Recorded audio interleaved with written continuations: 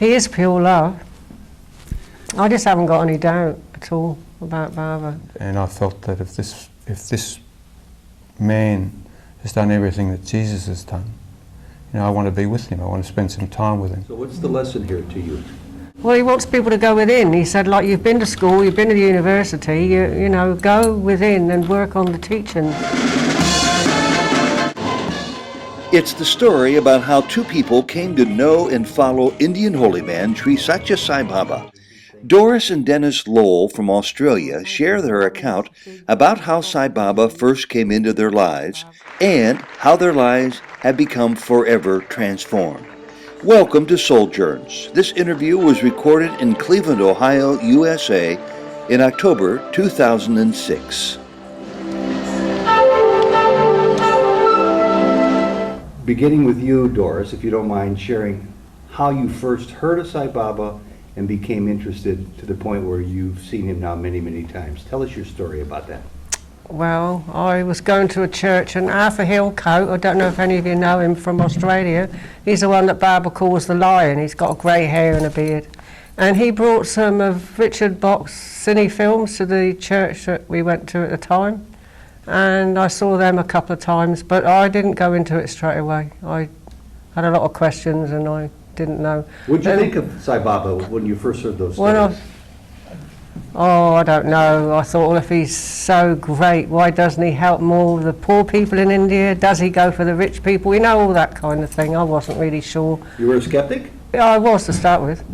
And how long did that last? Oh, until I saw him, which was about 6 years later. So for 6 years you had your doubts. Yeah, I didn't really, I was pretty involved with the church, so I didn't really give it such a huge lot of thought.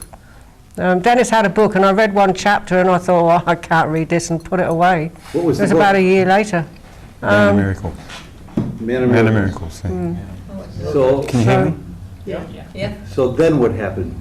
I went to see my elderly mother in England, and just by chance went to England via Air India. And so I thought, well, maybe I could make a stop over on the way back and see what this man's all about, which I did. And I got off the plane and got taken straight to the Brindavan ashram by the taxi driver. And I'd never been to a centre before, didn't know any of the protocols, so I got into trouble straight away because I walked across the sand with my shoes on and took my jacket off, and I had a little pink jumper on. Sivadol threw her arms up in horror. Take your shoes off, get your jumper back and your coat on. And it was only about 500 people there because it was at Brindavan and it was the beginning of April. And it was under the tree. When I look back now, what a blessing that was to be so close to him. And he looked at me, and it's just as if we were the only two that were there. So that was the first time I saw him. So tell me more about how that first experience moved you to the point where, even though you had been, by your own admission, somewhat of a skeptic for the previous 6 years, this removed your doubts. How could that remove your doubts so thoroughly?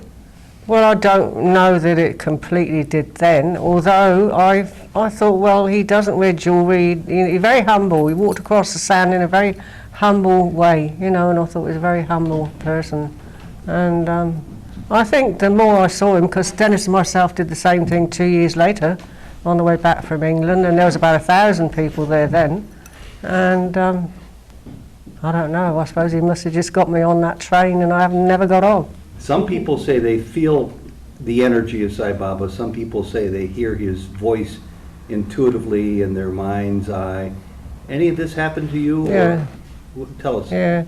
Well, see, the first twice I went, I said, I'm not going back. I can't take this. Okay, Baba's fine. I'll keep him in my heart, but I don't want to go back to India. But 6 months later, after the second time, I went back with another group leader. And it was in the interview room in 2 days. I'd only gone for 2 weeks anyway. And that was great. But then I sort of went again with her on a couple of other occasions, and we went in the interview room, but I was the only one he didn't talk to. So I came out of there feeling a bit upset, thinking, what have I done? He's not talking to me. I'm the only one he's not talking to. Anyway, I pondered on that, and and he said, I'll see the Australians on the 15th. And we thought, yeah, fine, the 15th of what, which year, which month, like you do. But he did. He actually did do it on the 15th, a couple of days later. And meanwhile, I'd pondered on the inner level. It's not like talking to you. I'm asking him on the inner level, why didn't you talk to me? And he said, because I talk to you all the time. So I thought, well, okay. And then the second time he did talk to me. And I came out of there then thinking, why is it you seem so familiar? I mean, I've only sort of known about you for about 10 years, but it's just as if I've known you all my life. And what came to me with that was, well, of course I've known him all my life. He's been with me all my life.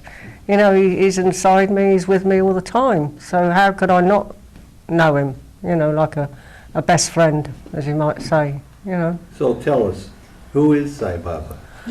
Well, to me, he's just pure spirit, but you really have to go past the body to pick that up, I think. The first time I heard him talking, I just knew that he was just pure spirit. I mean, I know the body's there, and that's beautiful to be next to the physical body, but he's just pure spirit. To me, I'm not going to say God, because a lot of people might not like that, but to me, he's the spirit, he's the power that runs the whole universe. And how has being aware of Sai Baba as pure spirit changed your life? Well, I think one of the best things is that he's taught me to listen to him within me, you know, to my inner voice, to my conscience, whichever way you like to look at it. You know, that he's there, and you just have to tune yourself into being aware of what he wants you to do. And being raised in a previous religion or spiritual practice didn't teach you that? This is a new component? Well, not really, because my mother was a spiritualist and she always believed in life after death, and I was brought up knowing that, you know, there's more to it than just the orthodox religions. You know, that there is like karma and life after death and things like that. So that side of it didn't bother me. Let's see what Dennis has on his mind. I'll ask you the easiest question I have up front, Dennis. Thanks. Get your response. Who is Sai Baba? For me, he's a divine manifestation. What's that mean? He's God. He's God in a human body. He is pure love, pure consciousness, pure truth. Yeah. Why would God come in a human body? Well, he said and this is this is to raise mankind, to raise the consciousness of mankind. And I don't have any doubts about that. The consciousness of anybody that comes in contact with Swami has changed. That regardless of whether we accept it or not, we're all changed. You can't help but be changed in some way if you come in contact with him. How's he changed you? He's changed me right across the board, I think. And the first thing he's changed me is that is unconditional love. I think my capacity to love unconditionally, and that's probably the most important thing, has been changed. To love without expectation, I think, and that probably is the most important thing for me, is to be able, he's changed that, and to be able to love and let go. Is that his biggest message, do you think? Well, for me, that's the biggest message. That's the great message, is to love without expectations. I get a feeling that that wasn't very hard for you to do. It was. There's always an expectation, you know, that you do something, and even if I believed in karma, there was always the expectation. There was always expectation that the universe will give me something back for that which I've given. Now, I'll do this anyway, I'll get it back at some stage. If not now, I'll get it back at some stage in the future. There's always that expectation, even if once I got to that point. But then I've found in recent times that the expectation, I don't care, it doesn't worry me. The essence of it is just to give and give.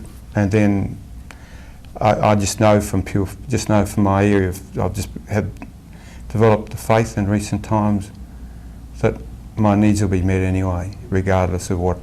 And I think, and it's the purity of giving, which to me is the